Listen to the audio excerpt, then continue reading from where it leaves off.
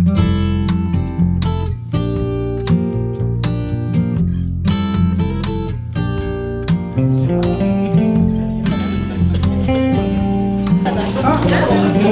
centaine de chaises là-bas.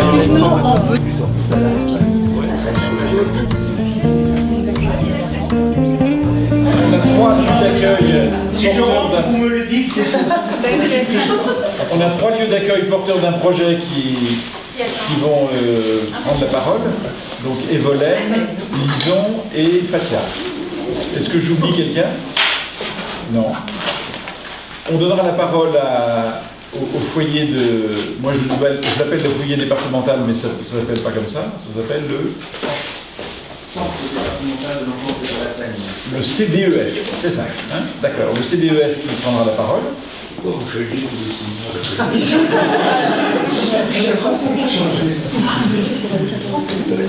Et puis après, on embrayera, après une pause, on embrayera sur les questions essentielles auxquelles on peut tenter de répondre pour que ça vous facilite votre travail d'élaboration du projet. Ça va, comme programme? Alors, tu veux commencer, Evolène, à nous dire comment tu élabores ton projet? Oui, alors moi je viens pas du tout du secteur social déjà. Je suis chimiste à la base, donc vous voyez, rien à voir. Et en fait, c'est venu quand j'ai commencé à faire du bénévolat assez jeune, où j'avais remarqué que quel que soit le type de personne qui était accompagnée, qu'elle soit en institution ou à domicile, qu'elle ressentait quand même souvent un isolement, un sentiment de solitude assez accru, quoi. Et j'ai commencé à réfléchir à des manières de faire du lien entre personnes différentes. Et donc ça a maturé pendant 25 ans. Et depuis 3 ans, je me consacre à l'élaboration d'un projet un peu plus concret. Voilà, donc j'ai pris une année entière à faire que du réseau et un tour de France pour aller voir les lieux, ce qui se fait, voilà. J'ai pris connaissance des LVA. J'ai été faire un petit stage, une petite immersion d'une semaine chez Benoît. Et puis j'ai repris des études durant lesquelles j'ai travaillé pas mal sur ces questions de lieux d'accueil, voilà. Aujourd'hui, le projet, il a été formalisé, écrit, avec un noyau assez défini, je trouve, pour moi, qui est vraiment centré sur voilà, un lieu d'accueil qui rassemblerait des publics différents.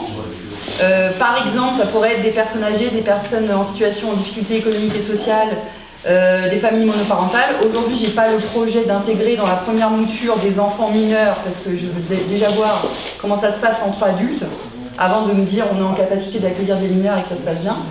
Mais l'idée, c'est vraiment de varier les publics et donc de faire intergénérationnel et, voilà, et solidaire. J'ai commencé toute seule donc l'idée et assez vite je me suis rendu compte que ça pouvait être intéressant de pas être seule. Alors j'ai pas trouvé d'autres personnes qui aient exactement la même essence, quoi. Par contre, durant mon année de réseau, j'ai rencontré des personnes qui m'ont manifesté une volonté assez intense de participer d'une manière un peu plus accrue et donc maintenant on est 8, je suis entourée de 7 bénévoles qui ont des compétences très variées du secteur social ou non. Et ça fait 1 an qu'on est réunis en collectif de bénévoles, donc on n'a pas vraiment de statut mais on se voit régulièrement et on avance ensemble. Et comme ça je trouvais ça important de les mettre tôt dans le projet pour qu'ils puissent contribuer sur des choses qui sont voilà, dès le début, quoi, se sentir partie prenante des décisions du démarrage. Et là on va se constituer en association au mois de juillet. Ça y est, on a décidé. On a décidé la semaine dernière. Et voilà, alors j'ai la spécificité aussi par rapport à vous, moi je suis en Ile-de-France. En Ile-de-France, les lieux, les prix, enfin, c'est un petit peu différent. Je suis partie là, on a plus réfléchi nous en termes de trouver un partenaire qui nous fasse le projet immobilier. C'est-à-dire il achèterait le lieu, il nous le louerait. Mais on travaillera en amont avec lui pour faire que les travaux et tout ça, que le lieu ressemble au projet et convienne au projet, quoi. Donc j'ai plusieurs partenaires potentiels là-dessus. Voilà. C'est une des questions de l'immobilier, pour moi c'est un gros point de difficulté, quoi, dans l'Île-de-France. Voilà. Le deuxième point de difficulté, c'est aussi les financements mon financement propre, parce que le Pôle emploi ça s'arrête un jour. Et c'est vrai que ça demande quand même beaucoup d'heures de travail, je suis la seule à temps plein là-dessus, et voilà, c'est pas évident de financer cette partie de pré-projet, quoi. Avant qu'on ait le lieu, avant qu'on ait toute cette phase-là, voilà, comment est-ce qu'on fait pour vivre pendant ce temps-là? Alors on peut travailler à côté, c'est sûr, mais je veux dire, ça représente quand même des questions importantes. Et le statut, j'avais la volonté de me mettre en coopérative initialement, pas en SCOP mais en SIC. Je sais pas si vous connaissez la SIC. En société coopérative d'intérêt collectif, la SIC elle a la particularité de pouvoir mettre comme associés des salariés, des bénévoles et d'autres publics aussi.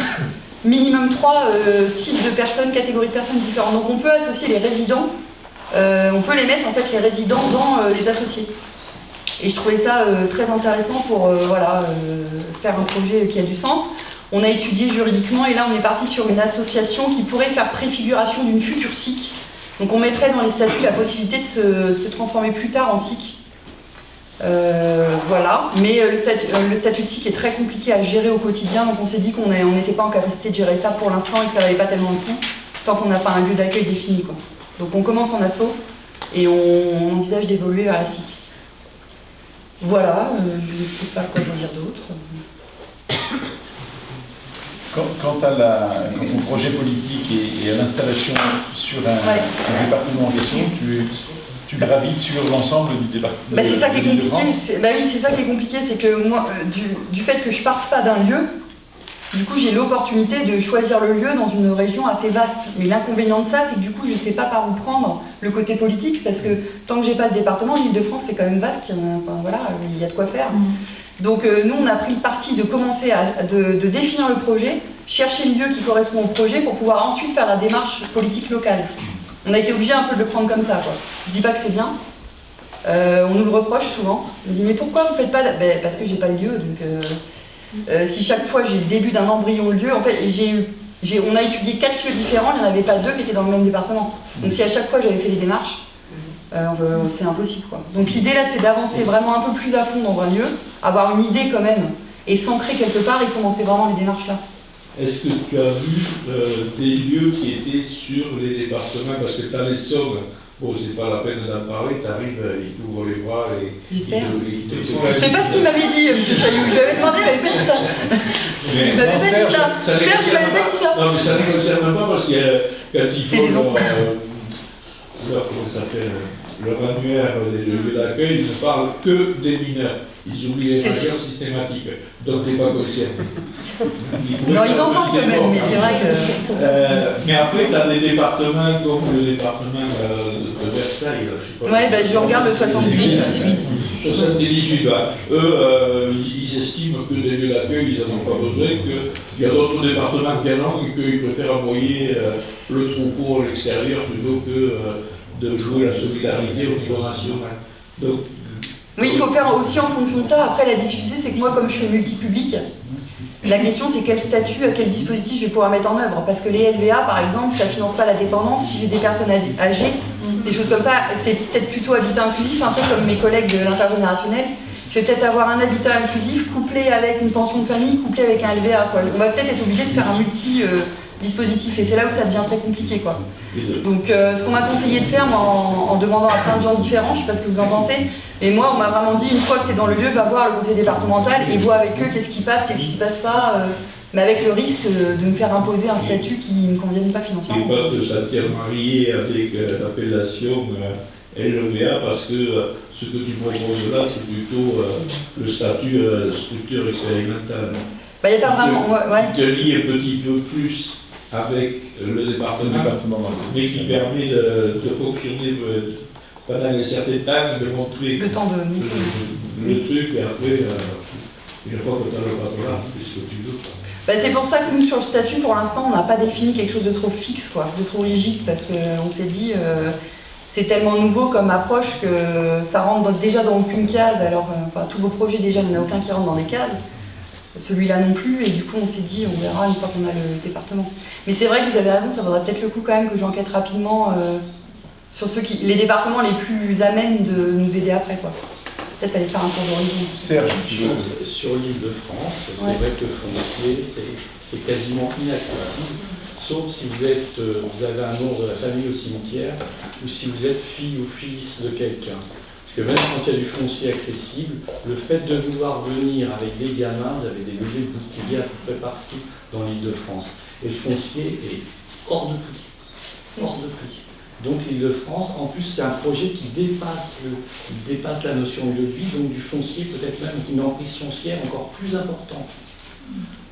C'est-à-dire que l'idée, là, il y aurait un partenaire qui s'occuperait du foncier, ce serait pas nous, quoi. Maintenant, il faut qu'on puisse payer le loyer qui nous vienne à payer. Mais Il faut par voir contre, la- l'idée de partenaire, ce serait L'idée de l'expérimental, c'est pas mal. L'idée de la structure Ouais, c'est vraiment pas expérimentale, c'est intéressant. Pardon, François. Les structures expérimentales, ça ne se crée que sur appel à projet. Ouais. Donc, ça ne se crée que sur appel à projet, donc il faut vous surveiller sur tous les départements d'Île-de-France les projets d'appel à projet. Il y en a actuellement. L'Essonne en a lancé un. Il y a des départements qui se lancent sur des appels à projets pour des structures expérimentales, sachant que c'est sur, comme vous avez lu, c'est sur de 3 à 5 ans. Après, ça peut déboucher sur autre chose. Après, il faut se servir de ces relations, dira Serge, Pierre. Va parler à son président de ce conseil départemental pour financer un projet sur. Et tu files notre projet. Oui, c'est notoriété publique, il y a des appels à projets qui se lancent avec le prestataire qui a quasiment rédigé le cahier des charges. Le prestataire qui va être retenu. Moi, j'ai fait C'est ça pas un encore. secret de polichinelle. À l'époque, il y avait l'obligation des porteurs des appels à projets, tandis que sur l'expérimental, c'est une obligation légale qu'une expérimentation ne se passe que parce qu'il y a un appel à projet, expérimentation. François, tu voulais intervenir? Oui, savoir un petit peu, quand vous dites les partenaires qui vont financer, Ouais. j'ai du mal à réaliser qui ça peut être. Bah, c'est des... Une banque, mais... Non, c'est des styles de... C'est des sociétés immobilières, en fait, des foncières par exemple, mais solidaires. Et alors... Genre HLM Emmaüs, genre... Alors j'ai pas pris les... C'est des plus petites que ça parce qu'en fait les grosses foncières elles s'intéressent pas au projet. Moi je veux accueillir une quinzaine de personnes, ça les intéresse pas. Ce qu'ils veulent c'est des 100, 200, 300, ils veulent des gros projets quoi. Donc là par exemple, pour vous donner un exemple, il y a la FLS, c'est la Fondation pour le logement social. Ils financent notamment tout ce qui est ciment de sirène. Je ne sais pas si vous connaissez Ciment de Sirène, c'est des solutions d'habitat pour des personnes cérébralisées suite à des accidents, suite à des... Voilà. Donc ils sont très actifs sur tout ce qui est habitat inclusif, nouvelles formes, ils ont des LVA aussi, Ciment de Sirène, ils utilisent un peu tous les dispositifs pour faire des accompagnements un peu différents et ils ont une entité qui est chargée de développer des projets immobiliers exprès pour ces petites structures-là. Et là aujourd'hui ils se disent on veut ouvrir à d'autres et à d'autres types de publics. L'inconvénient, c'est qu'ils sont spécialisés dans le handicap, dans des familles qui, dans un lieu précis, veulent développer un projet, donc ils sont marqués sur connotés un peu. Mais le gros avantage, c'est qu'ils ont l'expérience, eux, de lancer des petites structures et de faire fonctionner le montage immobilier. Mais je suis vraiment dans des niches, hein. Je vais aller chercher des partenaires qui se lancent là-dedans, qui ont un intérêt personnel parce qu'ils ont un lieu à développer, qui ouvrent le financement à d'autres. Voilà, pour l'instant, j'ai pas tapé dans les grosses structures. Parce qu'on m'a un peu fermé les portes quand j'y allais au début, quoi. Ça vaudrait le coup de réessayer, mais voilà. Maintenant, si vous avez des idées... Ouais, tu joues l'arnaque, tu dis juste que tu loues un hôtel ou un immeuble, et après, dedans, tu as le droit de faire ce que tu veux. Tu prends le rôle de concierge, et tu fais ce que tu veux. Et si la personne te détourne le truc, tu fonctionnes 3-4 mois, et puis tu dis, après, on pourrait faire structure expérimentale. À l'origine, l'idée d'accueil, c'était que ça, de la combinaison sur n'importe quoi pour arriver à fonctionner. Et on a tous pris des chemins de traverse qui étaient, on va dire, des interprétations de la loi qui n'étaient pas forcément les mêmes que les administratifs. Mais bon, on a fonctionné et au bout d'un moment, en fonctionnant, on a dit ben voilà, vous avez qu'à nous filer statut élevé, alors on est arrivé à 2002 quoi. Mais sinon au départ, on n'était pas dans ce genre d'histoire. Et peut-être qu'il ne faut pas laisser à trouver des combines. Combination. Pas illégales, mais qui ne sont pas inscrites dans la loi. Sur la ligne quoi. Mais on n'est pas dans l'illégalité, c'est pas pareil. On ne met pas en danger la société. Mais il y a une vide et elle se sert du vide. Ben, surtout par rapport au public qu'elle veut accueillir, hein. Enfin, je veux dire par là, elle peut le faire. Hein? Surtout par rapport au public qu'elle veut accueillir. Oui, c'est pour ça que je disais ça, tu parlais d'hôtel. Mais bien sûr, tu as raison, je suis d'accord. Et après tu deviens concierge. Tout à fait. Et tu te démerdes avec ça. En proposant des services, parce qu'on peut très bien imaginer une structure qui accueille tous ces genres de publics complètement différents, avec en même temps, au sein de cette structure, des propositions de services qui sont adaptés à ce genre de public Je veux dire, une personne âgée, allez, moi, en l'occurrence, dans quelques années, je peux très bien avoir envie de venir vivre dans l'île de France, vivre dans ce genre de structure. Vous savez, j'ai une résidente déjà. Il n'y a personne qui m'obligerait à le faire et du coup je peux moi me débrouiller et juste peut-être aider cette personne à avoir des financements pour pouvoir accéder à ce genre de... tu vois. Ce que vous inventez les résidences seniors, il y a peut-être un truc, quand tu parles de niche à trouver pour mélanger du senior normal de vie à fauteuil roulant avec de l'autre qui est complètement assiduité et ainsi de suite, tu vois. Et il y a peut-être j'ai trouvé des choses un peu, enfin des choses. Quand j'ai fait mon tour de France, j'ai rencontré des structures qui font des choses un petit peu comme ça, qui ont des projets un peu similaires. Et il y en a, le plus simple que j'ai trouvé, c'est qu'ils font du loyer libre pour les seniors. Ils s'adaptent en fonction des bourses, des revenus, mais bon, ils font du loyer libre. Ils font une pension de famille, ils ont adossé une pension de famille. Une pension de famille, on peut accueillir, c'est quand même assez large. Et ils font de l'hébergement d'urgence pour les familles, mais il y a enfin voilà, ils prennent des statuts en fait qui demandent très peu de démarches administratives pour se lancer. Ils accueillent et ensuite ils cherchent les financements plus pérennes, style Albert. Beaucoup de lieux fonctionnent comme ça, donc nous on était un peu partis là-dessus. Mais c'est vrai que pour trouver le lieu, j'avais pas pensé à me dire de le faire un petit peu plus.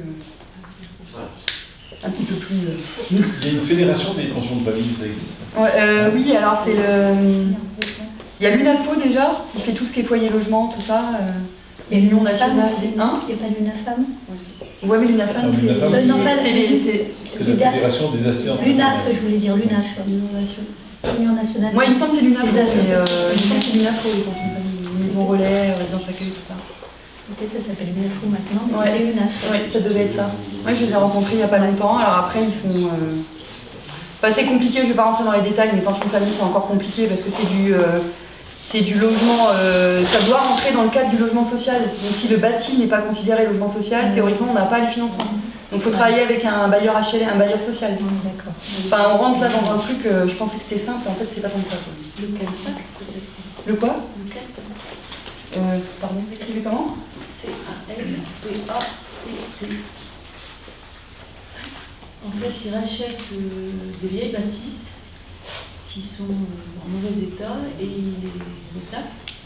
Mais il peut y avoir au préalable tout un chantier organisé dans le cadre d'un projet de réinsertion, des choses comme ça. Et souvent, quand il y a le CALPACT, comme bailleur, il peut y avoir des financements CAF, caisse d'allocation familiale. Si je peux me permettre une petite image, parce qu'il y a eu plusieurs incitations à la réflexion, et du coup, si je peux prétendre à un tout petit retour sur l'expérience dans le cadre de projet, j'ai l'impression que des fois, récemment, en réunion, on a fait l'image d'un centre de gravité par rapport à une sphère, qui n'est pas le seul point de la sphère. Mais du coup, il y a beaucoup de choses qui s'y rattachent comme centre de gravité. Et si on oublie ce centre-là et qu'on se concentre à un autre point à un moment, ça déséquilibre. Et du coup, ça devient la question peut-être de trouver des financements ou un bailleur, ou voilà, le centre de la question. Et on oublie en fait le premier. Et en fait, si on arrive juste à avoir un jeu d'équilibre, puisqu'on a peut-être dire que c'est un peu la faiblesse des structures expérimentales de vie, la question d'avoir un équilibre et pas qu'un monter aussi à long terme, nous en tant que fondateur, permanent, intervenant, etc., mais surtout en fait pour qu'on accompagne. Et du coup, je pense que ce qu'on a traversé, par exemple, tout le monde n'a pas vu l'équipe au complet, on aimerait qu'il y ait des copains qui soient là, par exemple, pour avoir aussi un petit peu un apport de tout ce que peut être les réflexions d'un panel et d'une richesse, c'est qu'on peut être aussi très perturbé dans une création par la multitude de formules de création, parce qu'on n'a pas une recette toute faite. Et voilà, c'est juste l'image d'une sphère où si on connaît le noyau, mais en même temps, c'est pas que le seul point auquel il faut regarder, mais qu'il y a quelque chose qui est rattaché à ça, et que on arrive à trouver un moment de stabilité, si tout fait gravité, la boule elle va vraiment bouger, quoi. S'il y a un point qui est toujours trop concentré, on va avoir une crampe, quoi, sur... je sais pas, je pense que c'est une image.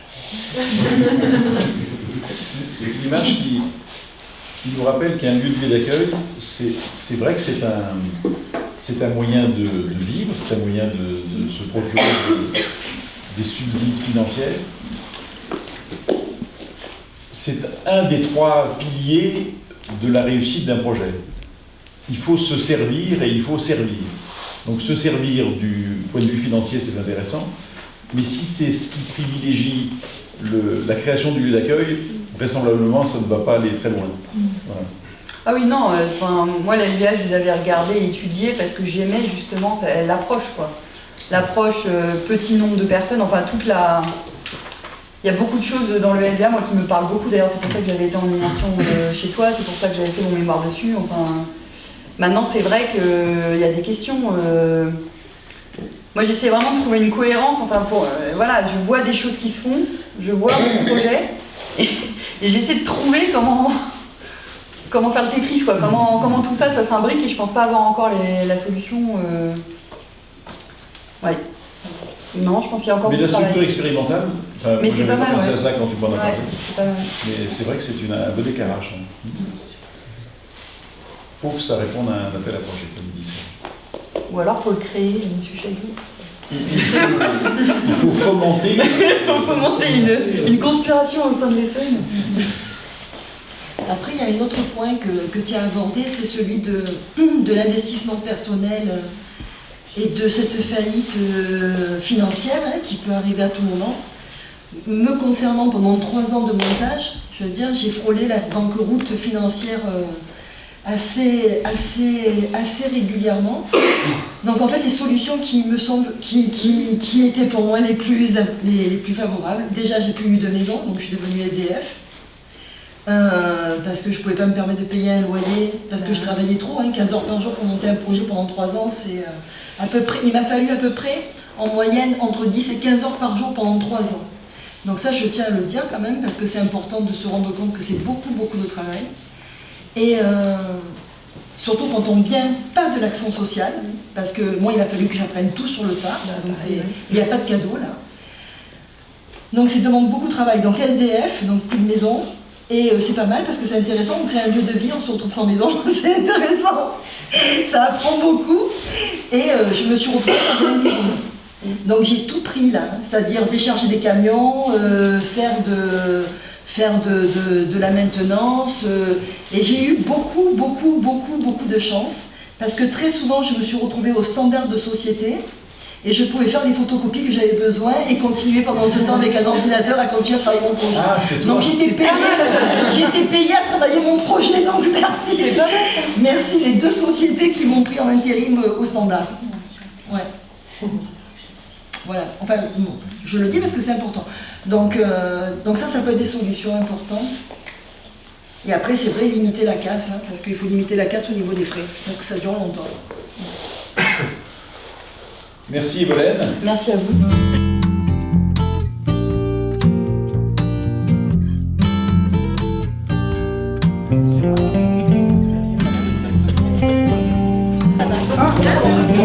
Une centaine de chaises là-bas.